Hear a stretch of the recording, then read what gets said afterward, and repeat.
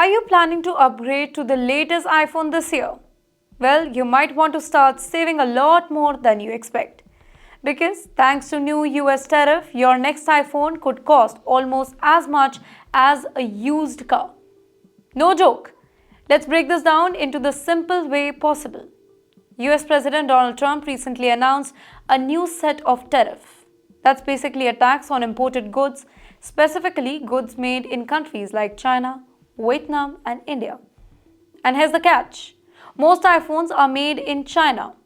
So these tariffs hit Apple the hardest. Well, really hard. According to analysts, iPhone price could jump by 30% to even 43%. That means an entry-level iPhone that used to cost $799 might now cost $1,142. A top-end iPhone, that's a iPhone 16 Pro Max, which currently goes about $1,599, could climb up to $2,300. Even the affordable iPhone 16e model at $599, that could rise about $856. Just imagine walking into an Apple store and seeing those prices on the price tag. Let me tell you what exactly is happening. Here's the behind the scene of the story. Apple builds the majority of its iPhone in China. China is now facing a massive 54% tariff under Trump's new plan.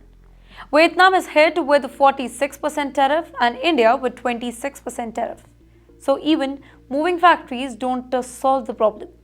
That means Apple has no cheap escape route and somebody has to pay the price. Well, either Apple absorbs the cost, which hurt their profit, or you, the buyer, ends up paying more.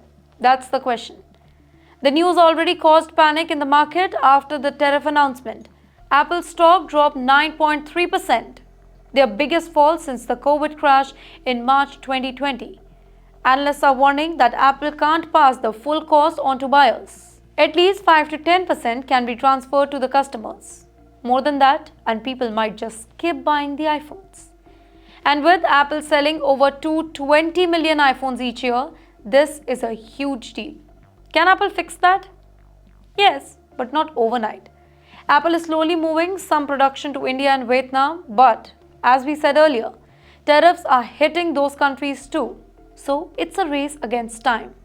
Meanwhile, Apple is trying to win hearts in the US by investing more $500 billion over the next 4 years in American innovation, jobs, and infrastructure. CEO Tim Cook said that they are committed to America's future. But clearly, they are also trying to soften the political and economic blow. But what about iPhone 17? Well, Apple might wait until iPhone 17 releases later this year to officially adjust the prices. That's usually when they plan such changes. But if you were hoping to upgrade this fall, you might want to start budgeting earlier or consider buying slightly older model before prices explode. You tell me, what would you do if your iPhone hits $2,300? Would you still buy it? Would you switch to Android? Or would you just hold on to your current phone for as long as possible?